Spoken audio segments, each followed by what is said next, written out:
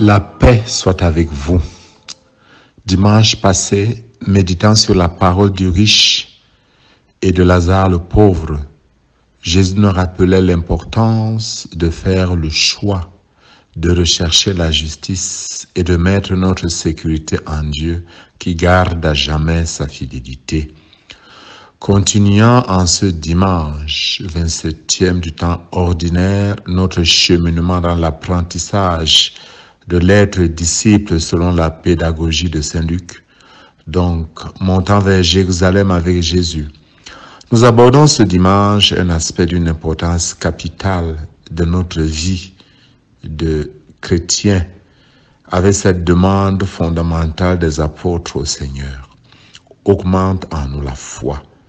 Et le Seigneur de répondre, si vous aviez la foi comme une graine de moutarde, vous auriez dit à l'arbre que voici, déracine-toi et va te planter dans la mer, et vous aurez obéi.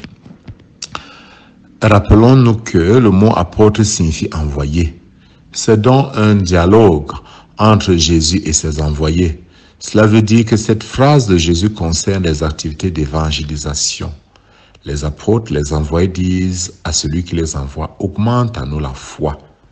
Cette prière, c'est la nôtre bien souvent.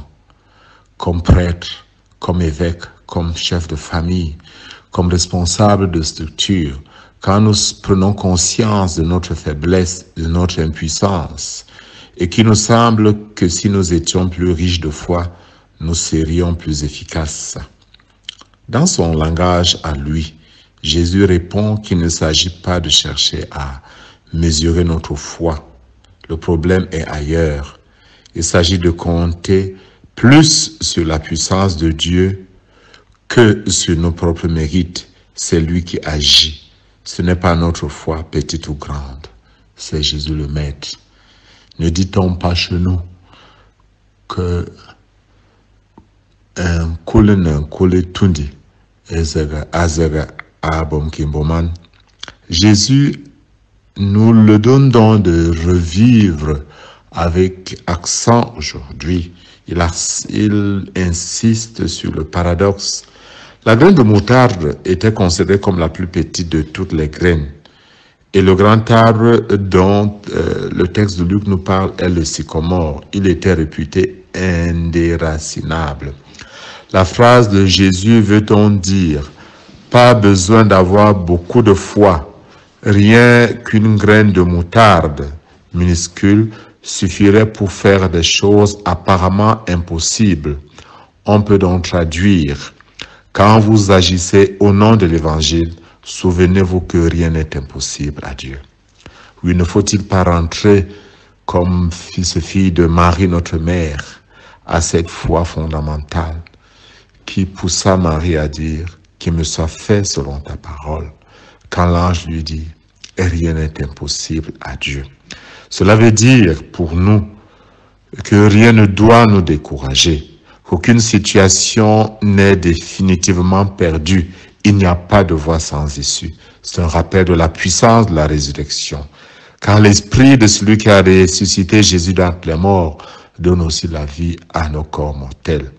En fait, nous ne sommes que des envoyés, des serviteurs. Et n'agissant que par la foi, nous ne pouvons avoir aucune prétention. Alors, nous pouvons comprendre que nous ne sommes que des simples serviteurs, rien que des serviteurs quelconques. Et heureusement, qui de nous se sentirait assez costaud pour porter la responsabilité du royaume des cieux. Jésus ne veut donc ni nous décourager, ni nous inquiéter.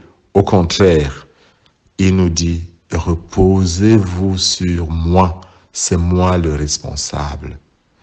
Jésus nous suggère donc deux attitudes en ce dimanche. Premièrement, il nous invite une fois de plus à sortir de la perspective des mérites ou des récompenses. Mais surtout, il nous invite à rester sereins dans l'exercice de notre mission, dans l'accomplissement de notre tâche. C'est lui le maître de la moisson et pas nous.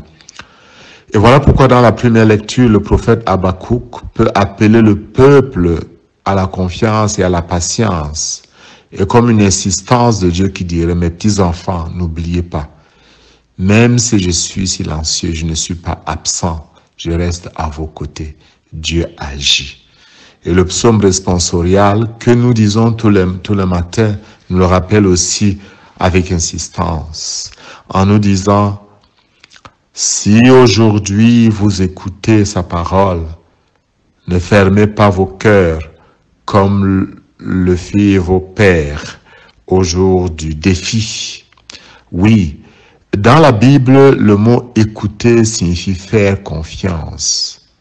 Donc, en somme, le psaume nous dit aujourd'hui: ferez-vous confiance à Dieu quoi qu'il arrive. Avez-vous la conviction, la certitude intérieure que le juste vivra par sa fidélité? Avez-vous la certitude que le Seigneur est vainqueur? Vous ne fermerez donc pas vos cœurs, c'est-à-dire vous n'allez ni tenter ni défier le Seigneur. Frères et sœurs en Jésus, nous avons reçu la grâce de la foi au baptême. Mais ce qui est arrivé à Timothée peut aussi nous arriver. Alors Saint Paul nous dit: bien-aimé, je te le rappelle, ravive le don gratuit de Dieu, ce don qui est en toi depuis que je t'ai imposé les mains. Car ce n'est pas un esprit de peur que Dieu nous a donné, mais un esprit de force, d'amour et de maîtrise de soi. En ces 5 jours où Dieu renouvelle son alliance avec nous, nous renouvelle comme temple de son esprit. La certitude que nous sommes son peuple est ravivée en nous. Puissions-nous avoir la grâce d'avancer au large, sachant que c'est Dieu qui nous porte, nous ses envoyés, ses serviteurs, c'est lui qui est à l'œuvre. Nous sommes dans sa main. Et que Dieu Tout-Puissant vous bénisse, qu'il vous comble de sa grâce, qu'il vous comble de sa puissance au nom du Père et du Fils et du Saint-Esprit. Amen.